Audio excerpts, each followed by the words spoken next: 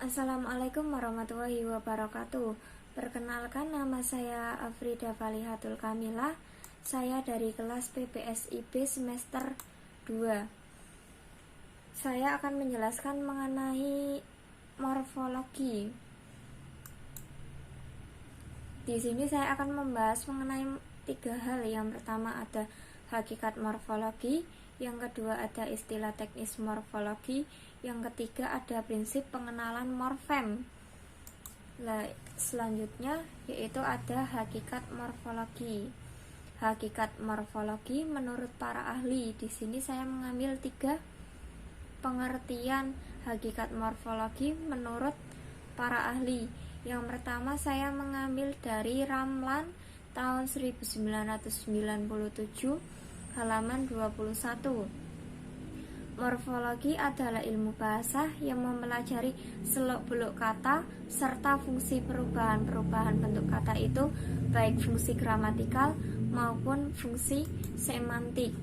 Yang kedua, menurut Ramlan tahun 1978 halaman 2, morfologi adalah bagian dari ilmu bahasa yang membicarakan atau mempelajari seluk-beluk kata serta pengaruh perubahan struktur kata terhadap golongan dan arti kata.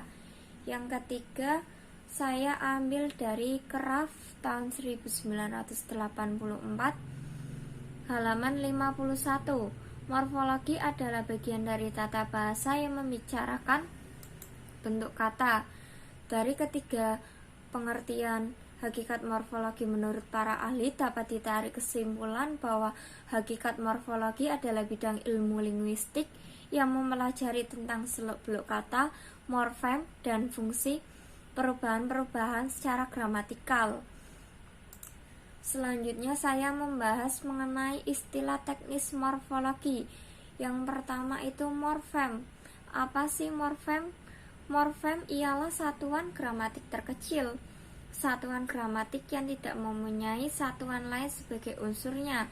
Morfem itu berarti satuan gramatik terkecil, berarti yang paling dasar. Misalnya seperti rumah, jalan, juang. Yang terus ada alomorf. Alomorf adalah anggota morfem yang telah ditentukan posisinya. Misalnya bentuk mem, men, men, meng, menge, alomorf, dan men. Bentuk ber, bel, bel, alomorf dari kata ber. Bentuk tunggal dan bentuk kompleks. Bentuk tunggal adalah satuan gramatik yang terdiri dari satuan yang lebih kecil. Misalnya dalam kata sepeda, makan, afiks ber, an, dan ke. Terus ada bentuk kompleks.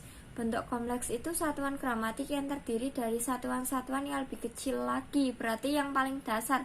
Contohnya seperti kata bersepeda dan makanan. Selanjutnya ada bentuk asal dan bentuk dasar. Bentuk asal ialah satuan paling kecil yang menjadi asal suatu kompleks. Misalnya kata berpakaian terbentuk dari kata dasar pakai dan mendapatkan afiks an. Kan pakaian, berarti depannya mendapat ber, jadi berpakaian. Selanjutnya ada bentuk dasar. Bentuk dasar itu berarti bentuk yang satuan baik tunggal maupun kompleks yang menjadi dasar bentukan bagi satuan yang lebih besar. Misalnya seperti kata berpakaian, itu sudah merupakan bentuk dasar pakaian dan mendapatkan afiks ber, berarti kata dasarnya itu pakaian, tapi pakai itu juga kata dasar dan mendapatkan afiks imbuhan an. Selanjutnya ada prinsip-prinsip pengenalan morfem. Prinsip-prinsip pengenalan morfem itu ada 6.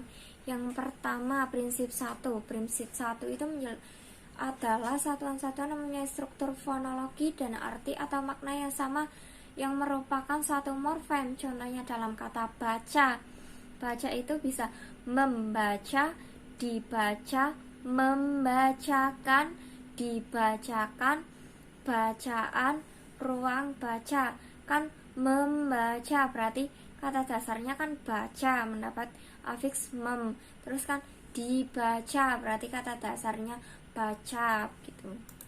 Selanjutnya prinsip 2. Prinsip 2 itu satuan-satuan yang mempunyai struktur fonologi yang berbeda merupakan satu morfem apabila satuan itu mempunyai arti atau makna yang sama dan perbedaan struktur fonologinya dapat dijelaskan secara perbedaan struktur fonologi itu dapat dijelaskan secara fonologi. Jadi maksudnya itu satuan-satuan yang mempunyai struktur fonologi itu yang berbeda merupakan satu morfem apabila maknanya itu sama dan perbedaan fonologinya itu dapat dijelaskan secara fonologi. Jadi maksudnya itu satuan-satuan yang mempunyai struktur fonologi itu yang berbeda merupakan satu morfem apabila maknanya itu sama dan perbedaan fonologinya itu dapat dijelaskan. Contohnya seperti dalam kata membawa, kan itu mendukung, menyuruh, menggali, itu kan kata dasarnya kan seperti gali, bawa, dukung, dan menyuruh. Selanjutnya ada prinsip ketiga. Prinsip ketiga dari pengenalan morfem itu yaitu satuan-satuan yang mempunyai struktur fonologi yang berbeda sekalipun perbedaannya tidak dapat dijelaskan secara fonologi masih dapat dianggap dalam satu morfem. Jadi maksudnya adalah satuan struktur fonologi meskipun itu tidak dapat dijelaskan secara fonologi tapi masih dapat dianggap sebagai satu morfem. Contohnya dalam morfem bel dan ber dalam kata belajar, kan bel dan berjalan, ber. Selanjutnya prinsip keempat ya. Keempat itu apabila dalam deretan struktur suatu satuan berparalel dengan suatu kekosongan, maka kekosongan itu merupakan morfem yang disebut zero. Contohnya ada 6 ini. Yang pertama itu contohnya dari verbal transitif men dalam kata ia membeli sepeda, ia menjahit baju, ia membaca buku, ia menulis surat. Selanjutnya ada dari verbal transitif yaitu kekosongan atau zero dalam kata ia makan roti dan ia minum es. Prinsip yang kelima yaitu satuan-satuan yang mempunyai struktur fonologi yang sama yang merupakan satu morfem, tapi bisa juga itu berbeda apabila satuan struktur fonologi yang sama itu berbeda, itu merupakan morfem yang berbeda.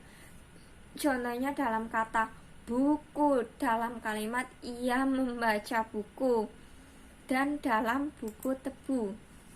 Yang terakhir prinsip pengenalan morfem yang keenam yaitu setiap satuan dari sebuah kata yang dapat dipisahkan merupakan sebuah morfem. Dalam kata bersandar itu kata dasarnya kan sandar afiks ber, jadi ber dan sandar. Terus yang kedua ada sandaran, kata dasarnya sandar dan an itu adalah afiks. Terus yang ketiga ada menduduki, kan duduk adalah kata dasar dan i. Jadi dari materi kali ini yang saya jelaskan dapat diambil kesimpulan bahwa morfologi itu adalah ilmu yang mempelajari mengenai seluk-beluk kata, morfem, alomorf, hierarki bahasa, dan fungsi-fungsi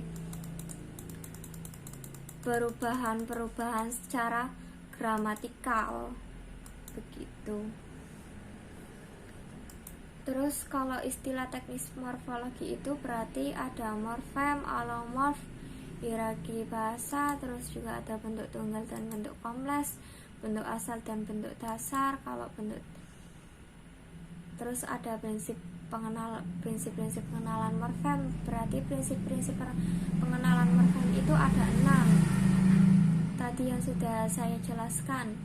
Mungkin cukup sekian presentasi dari saya. Apabila ada kekurangan saya mohon maaf.